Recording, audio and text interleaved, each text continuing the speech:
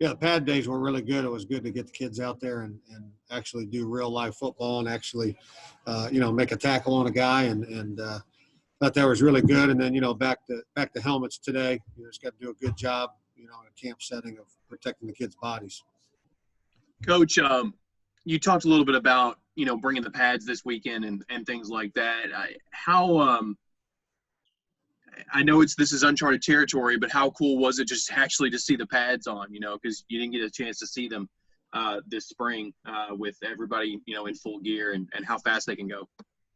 Yeah, every day out there that's a vacation, the stuff you deal with leading up to, practice and after practice, that's the stuff that's, really, really difficult. The actual getting out there and them playing football and us coaching football and, just watching the whole operation work, from the managers doing a great job of getting things set up and moving the ball and the trainers doing their job, strength coach. Just everything, just watching it work. You're it's almost like a vacation. It's a break to be out there and actually doing that. And I think it's a break for the players, because there's a lot on them with everything going on and there's still a lot of unknowns and them pushing through that. When they finally get out there and get to play football, they forget about all that and they can just be kids. Now that you've had about a week looking at 10 days, do you feel like you're getting closer to understanding and knowing your roster, and how much closer do you think you are to starting to develop some of those camp battles that'll exist going into the season? Yeah, we're at least getting to the point where we can put guys on a depth chart. And, then from there, there's always the, get the guys in the right seat on the bus. That's the first thing, knowing what position they can play, and then getting them in the correct order, on the bus. And then there's always the shuffle, okay, I think this guy can play here. He can do this skill set. He can do this skill set. And then it's, okay, put him as the first guy, him as the second guy, him as the third guy. And then you have those practice where the guy that you put as number 2, man, he looks better. And the guy that you had at 3, wow, he really understands it more schematically than this other guy. And you start doing the shuffle. So we're at least to the point where we feel like we got guys in the right positions for their skill set and just starting to put guys on a depth chart. Coach, what's been the greatest challenge for you guys as you run practice amid this COVID-19 pandemic, trying to maintain the safety and health for your players? Yeah, the biggest thing is the spacing and the amount of guys you're allowed to have in order to keep them safe, together at one time. That's the issue. What normally took an hour and a half, normal camp structure is you come in and you practice in the morning to beat the heat, and then in the afternoon when it's really hot, you watch the film from the practice you had with the offense while the defense lifts, and then you flip them after 45 minutes. So that whole process takes an hour and a half. Well, that process now is taking us 4 hours. And the offense and defense we've had to separate even from a locker room standpoint. So one group has pre-practice and goes out and just does some not very taxing things physically, some ball security and some things like that.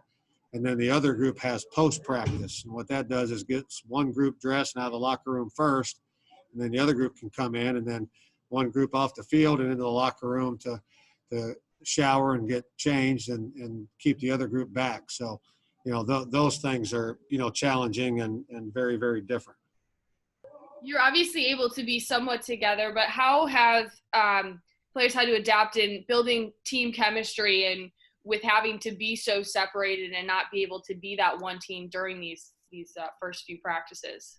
Well, we're still, even though, it's all the power of the unit, our team's going to be dependent on the power of each unit, the DBs, the wide receivers, the linebackers, the running backs, all that kind of stuff. So some of the things we did normally as a team setting, now we're either doing as an offense-defense setting, because we do have a room that seats 50 with social distance and spacing, or you're doing things more coming from the top down to the unit level. So there's still, things that we're working on for unity. And even before, when we were in summer access, we had, a know your brother deal where our players would get with 2 other teammates on a Zoom, and we had questions for them to ask about each other. We had pigeon games on their phone that they played, and then we get back together here, we're still having those types of character development and relational, things. We're just having them in smaller numbers than we normally do. Coach, you mentioned the depth chart early on. Are you to the point where you have maybe at quarterback or any other position where you say this is now a 2-man battle, a 3-man battle for the starter spot, or are you still a week or two away from doing that? Yeah, we're still a week or two away, but we at least got, I think, at this point, got guys in spots. Now, we may not be right, and time will tell, when we get shuffling guys from first team to second or third to first or, whatever. But we feel like we at least have a depth chart now to start working off and can start limiting a little bit. Day one, we had 6 different teams of punt team because we had no idea who could do what, and we at least got that down to 3 teams now. So. Coach, during this situation, do you currently – I know a couple players have arrived just recently. Is your entire roster here, and have they made it to campus and are now part of practice? No, we still don't have our entire roster here. Guys are having – guys have different issues, based on, when we actually were able to sign them and different things going on in their hometown and, all that kind of stuff. So we still don't have everybody on the roster just yet. Something else that we had noticed, or I had noticed, I was actually curious if you guys were still – you talked about at that first practice, your staff was doing a really good job looking for the class of 2021, but you guys are also still looking at the class of 2020, particularly with things going on right now. Are you guys still actively searching for transfers and any sort of opportunities for guys to come to Murray State right now heading into this season? Yeah, recruiting's a 12-month thing. You got to have guys with the mentality that they're a recruiter that coaches football, and you got to always be on the lookout and be recruiting every single day. Obviously, there comes a point where you can't get somebody in school anymore, to put a kibosh on the end of this recruiting cycle. But no, we still are looking, for talent that's out there. Can you talk a little bit about your quarterback battle and how much of a difference it is and how late you expect to make kind of a decision on who you're going to move forward starting with? Yeah, I just think it's too early to tell. I think we just now got them on a depth chart enough to put them in, first team, second team, third team, and we're nowhere near being in a position to say it's down to these 2 or these 3. But at least we got guys, 1 through 5 on a depth chart with our 5 guys. Also, Coach, my final question as far as goals for this week. By the time you end Sunday's practice, are there things that you want to accomplish this week you were unable to accomplish this past week? Well, I think it's just improve on last week. Number one, learning how to practice. It's a big thing. We have a certain way we want our guys to practice as far as protecting their teammate, and with our different tempos, depending on the segment, we have different tempos. They're colored, red tempo, green tempo, and the kids all understanding that tempo and what all that entails as far as protecting their brother. And then improve on the fundamentals of the game. I think that's the biggest mistake you can make as a coach is after you get out of, week 1 and into week 2, you just keep adding stuff. You're like, okay, they got that. Now let's add this. Okay, they got that. Let's add this. And what diminishes is fundamental. So my concern with the coaches and them relating it to the players and doing drills that, are going to affect that is that they focus on fundamentals of the game and getting better at that, blocking, tackling, all those kind of things. Coach, back when you accepted this position, could you have ever imagined that your first, 6 months would look anything like this? No, I got the only time I wore something like this, I was out, making a snowman with my kids. So, could never anticipate, wearing a mask and being out there, coaching ball. It was, the biggest surprise to me as everybody else, I'm sure, in the country that this is, where we're at. But, this is where we're at, and, you just got to take it one day at a time. Coach, you've had this first week now from last Monday to this Monday where you've seen the offense change, the defense change, and everybody getting a rhythm. It's kind of a 2-part question. Where have you seen the most improvement on the football field, and where would you like to see more improvement moving forward?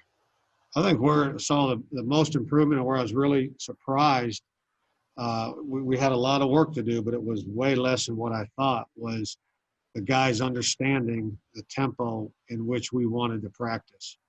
I thought it was going to be a lot harder, a lot more difficult to educate them, on the do's of don'ts of practice, not leading with your head or your shoulder, not hitting somebody above the shoulder, nobody going low on an outside in, block or tackle, not grabbing your teammate and swinging them around, running past the quarterback, not ducking so you don't follow through and hit his hand on your helmet, but just to run past him.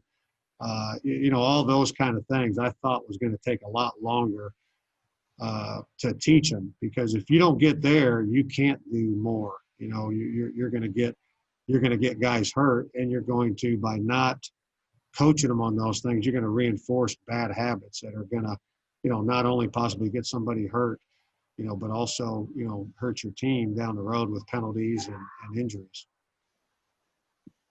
Coach, last time I talked to you, we talked about, coming in as a first-year coach and now adding this whole new layer of a pandemic and trying to get the team to buy into what you're doing and kind of feel each other out. How do you feel that has gone on your end, since the last time we talked a couple months ago?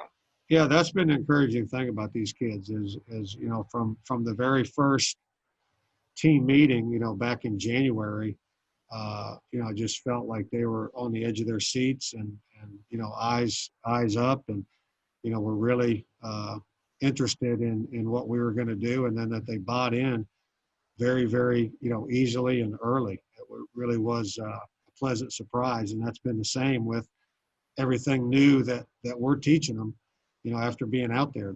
They're bought in. They're not, kind of stepping on the ice, so to speak, and seeing if this is going to hold or this is going to work. They've had no problem with a trust issue with what we're trying to do, which is, really encouraging and very surprising. Usually it's a real battle and, 1 or 2 year, process to get that culture and the things you want to do, get them in place.